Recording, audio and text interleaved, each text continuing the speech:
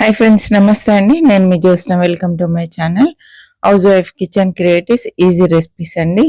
ఈరోజు కూడా simple easy tasty రెసిపీతో మీ ముందుకు వచ్చాను. చికెన్ అంటుకూర అండి. పీస్కే మొత్తము గ్రేవీ అంటుకొని సూపర్గా ఉంటుంది. ముక్క సాఫ్ట్గా చాలా జ్యూసీగా ఉంటుందండి. ముక్క చాలా సాఫ్ట్గా తినడానికి చాలా హాయిగా ఉంటుందండి. చాలా బాగుంటుంది. చూడ్డానికి అయితే ఫ్రై కర్రీ లాగా ఉంటది కానీ కర్రీ మాత్రం చాలా సాఫ్ట్ గా ఉంటది. 2 ముక్కలతో అన్నం అంతా తినొచ్చండి. అలా ఉంటది. గ్రేవీ అంతా ముక్కకు పట్టుకొని భలే సూపర్ గా ఉంటది. ఈ రెసిపీ చూస్తున్న ప్రతి ఒక్కరు తప్పకుండా లైక్ చేయండి, కామెంట్ చేయండి. ఓకే అండి. చపాతీలోకి పూరీలోకి సూపర్ గా ఉంటది. నేనైతే ఒకటి మందపాటి గిన్నె తీసుకొని స్టవ్ మీద పెట్టి వేడైన తర్వాత ఒక 5 టేబుల్ స్పూన్స్ ఆయిల్ వేసానండి. ఒక పచ్చిమిర్చి మధ్యలోకి చీల్చి వేసాను. మీరు కారం ఎక్కువ తినేది ఉంటే పచ్చిమిర్చి ఇష్టం ఉంటే ఇంకా 2-3 వేసుకోండి. ఒక 2 ఉల్లిపాయలు చిన్న ముక్కలుగా కట్ చేసి వేసాను. చక్కగా ఇవంతా లైట్ గా మంచిగా ఫ్రై అయ్యేంత వరకు వేపుకోవాలండి. లైట్ గా ఇలా వేగితే సరిపోతుంది. మరి ఎక్కువ వేంపాల్సిన పని లేదండి.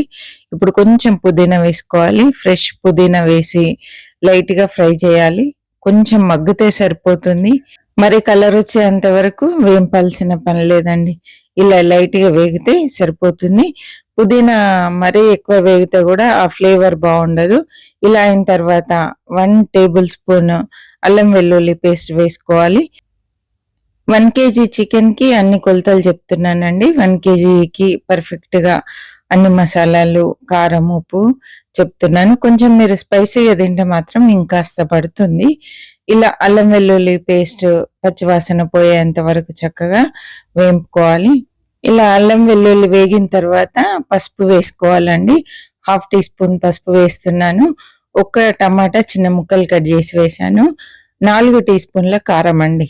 పర్ఫెక్ట్ గా కారం సరిపోతుంది మీడియం తినే వాళ్ళకి. కానీ మీరు ఎలా వేస్తారో అలా వేసుకోండి. 1 కేజీకి అయితే ఇది పర్ఫెక్ట్ కొలత అండి. ఇలా నూనెలో వేగిన తర్వాత కడిగి పెట్టుకున్నటువంటి చికెన్ ఇందులో వేసేసుకోవాలి.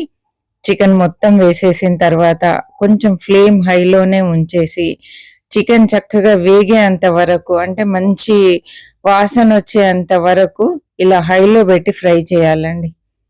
గుర్తుపెట్టుకోండి, చికెన్ హైలో పెట్టి ఫ్రై చేయడం వల్ల చక్కగా నీసు వాసన రాకుండా ఉంటుంది. అందుకనే కొంచెం హై ఫ్లేమ్ లో పెట్టి ఇలా చక్కగా చికెన్ మంచి వైట్ కలర్ లోకి మారేంత వరకు హై ఫ్లేమ్ లో పెట్టి ఫ్రై చేసుకోవాలండి. ఇలా ఫ్రై అయిన తర్వాత ఒక 1/2 కప్పు పెరుగు తీసుకొని మంచిగా ఇలా బీట్ చేసేసి, బీట్ చేయకుండా వేస్తే ఇట్లా కాయలు కాయలుగా ఉంటది కాబట్టి ఇలా బీట్ చేసి వేసి చక్కగా అంతా ఫ్రై చేసుకోవాలి. ఇప్పుడు కొంచెం స్టవ్ తగ్గించాలండి. తగ్గించి ఇలా అంతా కలిపేసి ఇప్పుడు మూత పెట్టి మగ్గించాలండి. కొంచెంసేపు వదిలేస్తే నీరు వస్తుంది. నీరు వచ్చేంత వరకు వదిలేయాలి. చూద్దామండి. చూసారా, నీరు వచ్చేసింది. మనం ఎంత డ్రైగా ఫ్రై చేసుకున్నాం ఫస్ట్, అయినా కూడా మూత పెట్టి స్టవ్ తగ్గించగానే ఇలా గ్రేవీ వచ్చిందండి. ఇలా వచ్చిన తర్వాత అంతా ఒకసారి కలిపేసి మంచిగా అంతా మిక్స్ అయిన తర్వాత మూత పెట్టి మళ్ళీ కాసేపు చికెన్ ఉడికేంత వరకు ఉడికించాలి. పూర్తిగా ఉడికేంత వరకు వదిలేయాలండి. మూత పెట్టేద్దాము. ఇప్పుడు చూద్దామండి ఒకసారి. చూసారా, ఇంకా వాటర్ అలాగే ఉంది.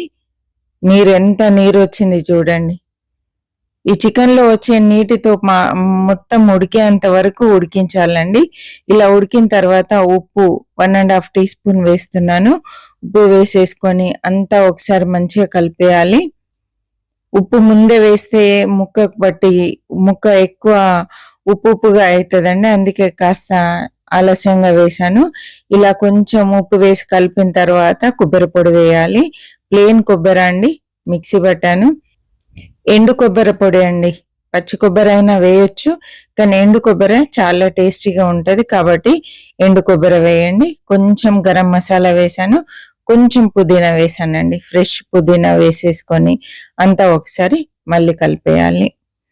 ఈ మసాలాలన్నీ ముక్కకు పట్టుకునే విధంగా కలిపేసి కాసేపు మూత పెట్టి మగ్గించాలి. మరి ఎక్కువసేపు అవసరం లేదండి, కొంచెం సేపే ఇలా ఉడికించాలి. ఇలా ఆయిల్ అంతా బయటకు వచ్చేసి గ్రేవీ అంతా ముక్కకు పట్టుకునే విధంగా అయ్యేంత వరకు ఇలా ఉడికించాలండి. చూసారు కదా చికెన్ ఎంత బాగైందో. ఇప్పుడు మాత్రం కొంచెము లైట్గా వాటర్ వేయాలి. ఆ వాటర్ వేయడం వల్ల ముక్క మంచిగా షైన్ అవుతూ మంచి కలర్ వస్తుంది, టేస్ట్ వస్తుందండి. కొన్ని నీళ్ళండి, ఎక్కువ వేయొద్దు. ఇలా నీళ్లు వేసిన తర్వాత ఫ్లేమ్ హైలో పెట్టేసి మనం ఫ్రై చేసుకోవాలండి. ఇలా ఫ్రై చేయడం వల్ల వెంటనే నీరంతా ఆవిరైపోయి ముక్కకు మంచి షైనింగ్ వస్తుంది. చూడండి ఎంత కలర్ఫుల్ గా తయారైందో. టేస్ట్ కూడా చాలా బాగుంటదండి ఇలా చేయడం వల్ల. ఇప్పుడు మంచిగా ఫ్రెష్ కొత్తిమీర చల్లేసుకోవడమే. చూసారా కర్రీ ఎంత కలర్ఫుల్ గా కనబడుతుందో. ఇలా కొత్తిమీర అంతా చల్లేసి చక్కగా ఒకసారి కలిపేసి స్టవ్ ఆఫ్ చేసుకోవడమే అండి. చాలా చాలా టేస్టీగా ఉంటది. కొంచెం కర్రీనే అన్నం అంతటికి సరిపోతుందండి, అంత బాగుంటది. తప్పకుండా ఒకసారి అయితే మీరు ట్రై చేయండి. ఇప్పుడైతే నేను స్టవ్ ఆఫ్ చేసేసి ఇది సర్వింగ్ బౌల్లోకి తీసుకుంటానండి. చూసారు కదా ఈ సింపుల్ రెసిపీ మీకు ఎలా అనిపించింది ఏంటి అనేది తప్పకుండా కామెంట్ చేయండి. చూస్తున్న ప్రతి ఒక్కరు లైక్ చేయడం మర్చిపోద్దండి, లైక్ చేయండి. ఈ రెసిపీ అయితే తప్పకుండా ట్రై చేయండి. ఇంటికి ఎవరైనా బంధువులు వచ్చినప్పుడు కానీ, సైడ్ డిష్గా కావాలనిపించినప్పుడు కానీ, తినడం ఇష్టం లేనప్పుడు ఏదో ఒకటి స్పెషల్గా తినాలనిపిస్తుంది కదండి, అటువంటి టైంలో ఈ రెసిపీ ట్రై చేయండి. సూపర్గా ఉంటుంది, ఇంట్లో ఉన్న అందరికీ నచ్చుతుందండి. ఓకే అండి, మరి ఒక మంచి రెసిపీతో మళ్ళీ కలుద్దాం. చివరి వరకు చూసినందుకు థ్యాంక్ యూ సో మచ్. కొత్తగా చూస్తున్న వాళ్ళు ప్రీవియస్ వీడియోస్ చూడండి, నచ్చితే బాగున్నాయి అనిపిస్తే తప్పకుండా సబ్స్క్రైబ్ చేసి పక్కనే ఉన్న బెల్ ఐకాన్ ప్రెస్ చేసి అందులో ఆల్ అనే ఆప్షన్ సెలెక్ట్ చేయండి. అప్పుడు నేను పెట్టే ప్రతి వీడియో మీకు నోటిఫికేషన్ రూపంలో రావడం జరుగుతుందండి. హ్యాపీ కుకింగ్ అండి. బాయ్ అండి.